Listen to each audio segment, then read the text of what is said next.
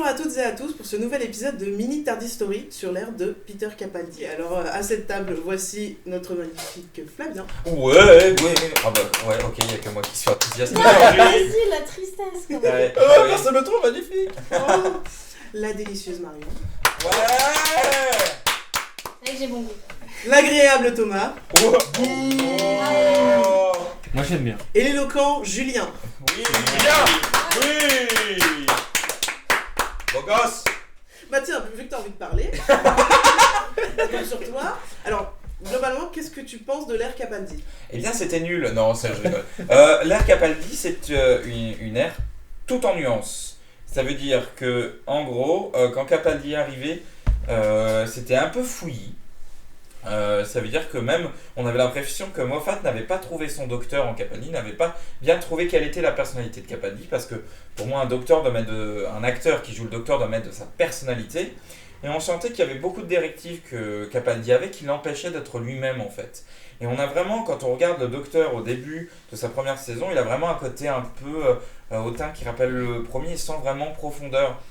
Et ensuite, tu sens que Moffat s'est rendu compte qu'en fait, en vrai, il avait vraiment il avait un côté vraiment auquel on ne s'attendait pas, ce côté vraiment rock'n'roll, drôle, etc. Qui est quelque chose qui est arrivé plus tard, une fois que Moffat a découvert Peter Capaldi, et je pense qu'on est devenus amis, ou au moins ont appris à se connaître. Là, Capaldi est devenu un autre docteur qui a pris une autre dimension, et ensuite Moffat se sentait plus à l'aise, et c'est pour ça que finalement l'ère de Capaldi a commencé en demi-teinte et s'est terminée en apothéose, pour moi. Ah voilà. Bon bah, On peut arrêter là. On peut arrêter là. super, merci. Non, en fait, moi, ce que j'ai trouvé de très bien avec le docteur de Capaldi, c'est que je trouve que contrairement à Matt Smith, c'est que il y a énormément de Capaldi dans le 12e docteur. Dire le fait que justement il ait ce côté rock'n'roll, c'est parce que Capaldi sait jouer de la guitare.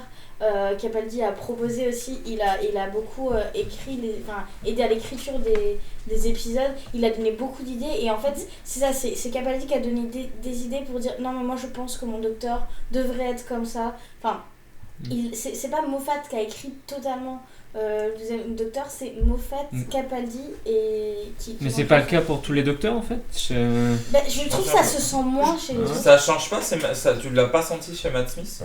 Moi, j'ai l'impression. non. Mais en fait, non, Matt pas Smith, trop. dans les Confidential, Matt Smith a dit lui-même qu'il s'était inspiré, enfin, connaissait pas trop la Deuxième série docteur. et qui s'inspirait beaucoup du Mais, deuxième Oui, docteur. au niveau du jeu. Moi, je rejoins quand même Marion. Ça se voit que Capaldi, il avait vraiment des idées.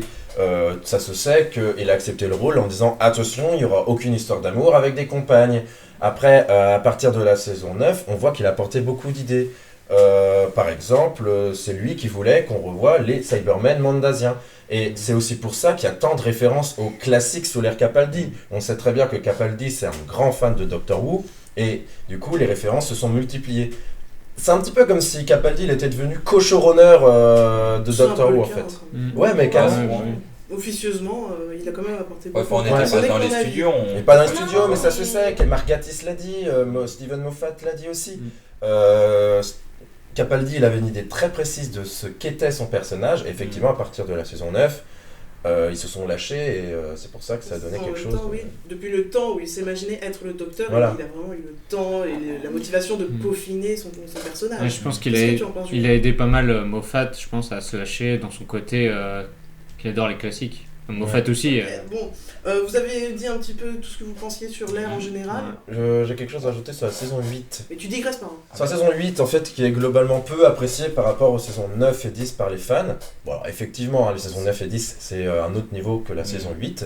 Mais en fait, ce que toi, tu as perçu comme Moffat qui tâtonnait, effectivement. Mais en fait, moi, je le perçois aussi comme le docteur qui se cherche. Parce qu'en fait, c'est la première incarnation d'un nouveau cycle de régénération.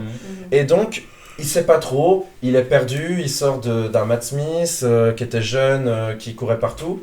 Et là, il a un nouveau corps, il a une nouvelle dynamique, et donc il met une saison à se chercher. Et toute la saison tourne autour du « est-ce que je suis un homme bon ?» Donc Ouais. en fait, ça a du sens que ce soit un peu fouillé, que ça parte un peu tous les sens, parce que Ça le a l'air docteur un peu se trop. cherche. À mon goût, après c'est une question de goût, mais ça a l'air un peu trop Mm. pour moi. On aurait pu faire comprendre la chose de manière beaucoup plus simple. sans vraiment y passer du temps. De toute façon, ça, on l'a bien compris. Justement, ça, c'est sûr qu'ils nous l'ont bien fait imprimer. C'est sûr que c'est pas très subtil, mais je trouve que ça a quand même du sens. Là où ça n'a pas aidé, c'est que quand Capaldi a été annoncé comme le prochain docteur, mais il s'est fait bâcher partout dans la presse et sur internet. Ah ouais. Vraiment. C'est vraiment pas le souvenir que j'en ai. Ah si. Et Moi, dès qu'ils ont eu Deep Breath, les spectateurs se sont dit ouais d'accord, donc ils ont pris un mec qui sait pas ce qu'il fait. En plus ils insistent sur le fait qu'il sait pas ce qu'il fait. Attention. Donc c'est peut-être pour ça que ça a un petit peu refroidi les gens à regarder la saison 8. Attention, il y a un petit peu un contexte. D'audience. Déjà, il y a eu de gros problèmes avec cette saison 8. C'est les scénarios confités, déjà dans un premier temps. Oui. Et deuxième temps, des épisodes. Moi, la preuve, alors je fais partie de ces méchants. Et vraiment, aujourd'hui, je le regrette. En plus, je me suis gâché tout le plaisir. J'ai vu Deep Breath en version non terminée. Pareil. Ouais, en version non terminée. Et ne faites pas ça chez vous. Parce que vraiment, des dinosaures. Déjà, le dinosaure, c'est un dinosaure, oui. Dans l'épisode, il est pas beau, mais alors en version de travail. Et alors, Listen en version pas finie sans les effets spéciaux, serait encore pire. Mais je croyais qu'il était même pas fait Mais dans si, cette il est version. fait. Mais bien sûr que si, il est gris. Ah oui, Comme le truc qui est. J'ai oublié. Voilà. Et vraiment, du coup, t'arrives pas à comprendre parce que il n'y a pas le montage final, ça veut dire qu'il y a des scènes qui sont coupées. En fait, tu vois pas un épisode fini. Du coup, vous avez l'impression de regarder The Room, par exemple. C'est vraiment ça, parce que voilà. C'est vraiment, il n'y a pas de montage, c'est vrai. Non, mais c'est vrai. Et du coup, l'épisode déjà de base est très long, mais alors, sans le truc. Mais après, c'est fait exprès pour que si ça fuite, ça soit chiant et que les gens regardent pas trop. Ouais, à mon avis, il ne va pas s'attendre à ce que ça fuit. Si, c'est pour ça que c'est en noir et blanc. Si, clairement. C'est vrai ? Ah ouais ? Si, clairement. Ah ouais. Non, mais il faut aussi un petit peu nuancer l'idée que oui, Capaldi s'est fait bâcher parce qu'il était vieux. Oui, effectivement. Mais bon, Jodie Whittaker s'est fait bâcher parce que c'est une femme. Matt Smith s'est fait bâcher parce qu'il était trop jeune. Chaque nouvelle incarnation depuis que Tennant est parti se fait bâcher. Les gens ne sont jamais contents. Et finalement... Nine, voilà. Nine. Ah voilà, c'est ça. L'humour. Le 8ème, non, je suis trop sexuel, il fait des bisous. Non mais tous les docteurs finalement se sont fait à peu près bâcher quand ils sont arrivés et finalement au fil des saisons ils ont acquis le cœur de Viviane et finalement tout le monde, la grande majorité des gens ont été déchirés quand Capaldi est parti. Justement, j'en viens à ma prochaine question. Est-ce que vous pensez que Capaldi était un bon choix pour un bon docteur ? Qu'est-ce que vous en pensez ? Pour moi, c'est le meilleur choix. Enfin, je veux dire, justement, comme on l'a dit avant, il a aidé à construire son personnage. C'est quelqu'un qui était fan de la série, donc il savait comment ça fonctionnait. Là, par exemple, où Matt Smith, mais c'était très intéressant vis-à-vis de Matt Smith, c'est qu'il connaissait pas totalement, vraiment le personnage du docteur. Il l'a appris au fur et à mesure du tournage des épisodes. Là, du coup, on avait un point de vue totalement différent du fait que justement, il était fan, il avait suivi dès le début, il a quand même fait partie de la DOAS. On rappelle la DOAS, donc la Doctor Who Appreciation Society, donc qui était pendant un temps le fan club officiel reconnu par la BBC, et puis finalement c'est plus reconnu officiellement. Et non, franchement pour moi il a un charisme fou. Je veux dire, faut quand même le faire, juste dans The Day of the Doctor, on voit juste ses sourcils. Putain, regarde qui a pu pécho avec ses sourcils. Non mais le mec il impose direct quoi. C'est impressionnant ce charisme qu'il a et vraiment c'est un docteur avec énormément de nuances comme on l'a dit dans la saison 8. Il a ce côté vraiment très il sait pas s'il est bien ou s'il est bon ou mauvais, et puis après il va endosser plus ce rôle de professeur vis-à-vis de Bill, où il va être beaucoup plus en douceur et plus dans vraiment l'explication et de la réintroduction du rôle du docteur. Donc moi je trouve vraiment que moi personnellement c'est mon docteur préféré. Il m'a énormément touchée et ça m'a fait énormément de peine qu'il ne reste pas davantage, même si je suis totalement ravie à l'idée du prochain docteur Jodie Whittaker. Mais c'est vrai que c'est quelqu'un qui a énormément amené à la série. Et je pense que vraiment il a donné un second souffle à la série. Là où je suis d'accord, c'est que en fait quand Capaldi a été annoncé, en fait je me suis dit finalement ce choix il est trop évident, et du coup je m'attends à un truc vraiment le cliché, parce qu'en fait ce qui marche finalement quand on se rend bien compte comment ils choisissent les docteurs, en fait beaucoup de gens disent lui je le verrais bien docteur, et en fait à chaque fois qu'ils choisissent un nouveau docteur c'est quelqu'un qu'on ne voit pas faire le docteur en fait. Parce que je trouve que un docteur pour qu'il marche il faut qu'il n'ait pas, pour moi il faut pas qu'on se dise direct lui il ferait bien le docteur. quand il y a eu un docteur comme Hartnell, on pouvait pas s'attendre à Troughton. Quand il y a eu Troughton, on pouvait pas s'attendre à Pertwee. Ça marche ainsi de suite. Et en fait, Capaldi, lui, c'était la première fois que je me suis dit, ah mais lui, il pourrait faire avec son look un peu à la Nagui. Alors je suis la seule personne au monde qui ressemble à Nagui. Mais voilà. Non, Tellement c'est pas. pas Nagui. Mais si, regardez, Non mais c'est là, Nagui. je suis désolé. Taratata. Objection. Donc il avait ce look vraiment qui marche, ce truc que tu dis direct. Et je me dis du coup ça va être un personnage vraiment sans saveur. Parce que moi c'est mes principes à moi. Et en Nagui, fait... quoi. c'est un truc qui va marcher direct parce qu'il ressemble à Nagui. Mais non, Ton raisonnement, là. Je me suis dit que justement ça n'allait pas marcher. Parce que c'était trop évident comme choix. Et moi j'avais mes principes en me disant qu'il fallait qu'un docteur ne ressemble pas. Et en fait, Capaldi c'est le mec qui m'a fait fermer ma gueule. M'a dit mais... Enfin. Il faut que je le contacte. Et finalement, il a totalement, en fait, beaucoup de gens disent ah ouais, il est vraiment revenu aux fondamentaux, on est vraiment revenu aux classiques et tout, machin. Et en fait, je suis pas trop d'accord avec ça. Il a rappelé des éléments factuels, c'est-à-dire des références, etc. Mais c'est vrai qu'il y a une nouvelle dimension qui a apporté une profondeur vraiment dans son personnage qu'on n'avait pas eu, ou en tout cas qui marchait mieux, parce qu'on avait pendant la période Tennant, il essayait Tennant d'avoir une profondeur comme ça, genre oh, je suis le dernier seigneur du temps, là patati, je suis pas content, Il chialait beaucoup. ma vie voilà, ou genre voilà, c'était pour moi, c'est mon opinion, hein. C'était un peu poussif, même poussif à mort, et ça marchait pas trop, et je trouve qu'avec Capaldi ça marche. Donc vraiment il a déjà rapporté ce côté-là.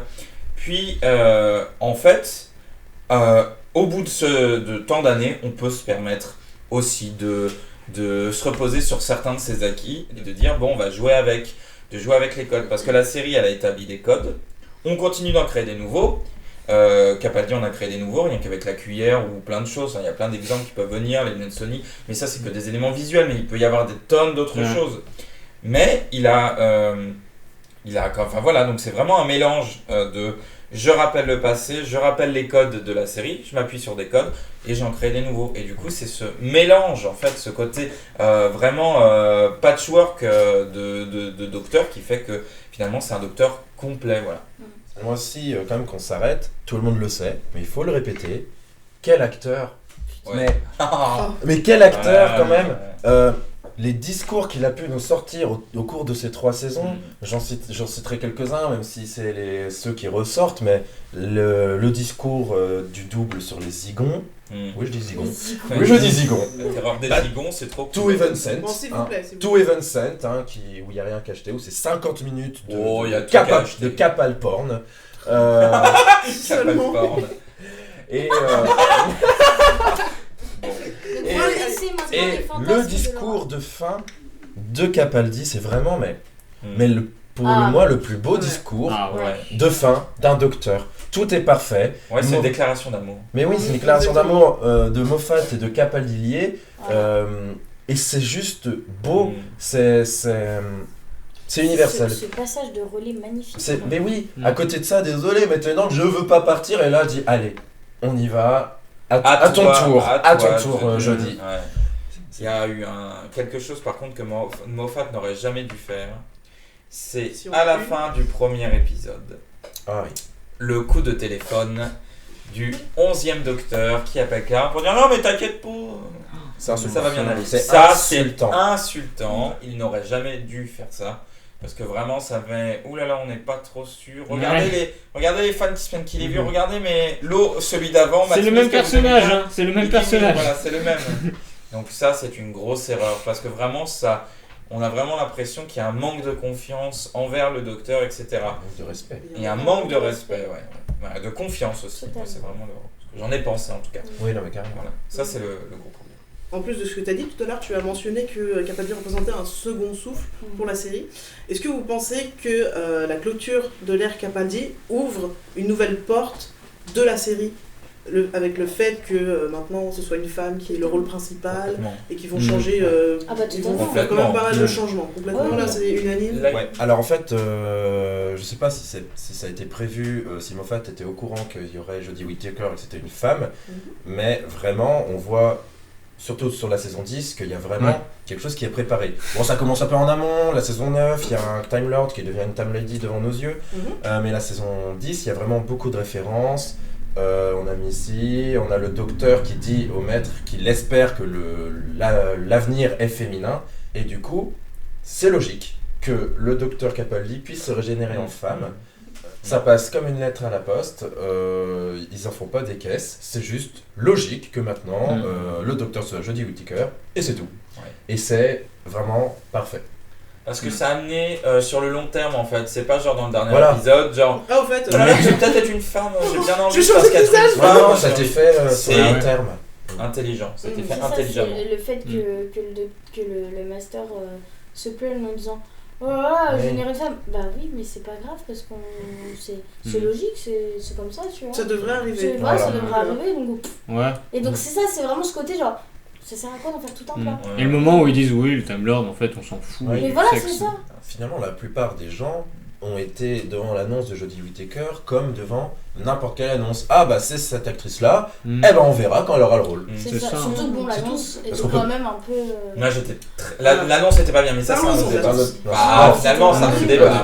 En fait, finalement, l'ère de Capaldi, c'est un peu la fin d'une série. Comme il y en a eu beaucoup d'autres dans Doctor Who. Le docteur change. Le showrunner change, on change, on a l'impression qu'on va changer d'ambiance, d'atmosphère, et ça a été fait de façon magistrale. Toss Upon a Time est magistral, et maintenant on ne peut que espérer le meilleur pour cette nouvelle ère de Doctor Who. Alors ainsi s'achève cet épisode de Minute Tars History. N'hésitez pas à vous dire ce que vous en pensez dans les commentaires. D'ailleurs, en parlant de commentaires, n'hésitez pas non plus à partager, laisser un petit pouce et à dire à tous vos amis que vous aimez Tars History. Maintenant, on peut dire au revoir à chacun de la table et merci beaucoup à Peter. Au revoir, Peter. On t'aime. Au revoir.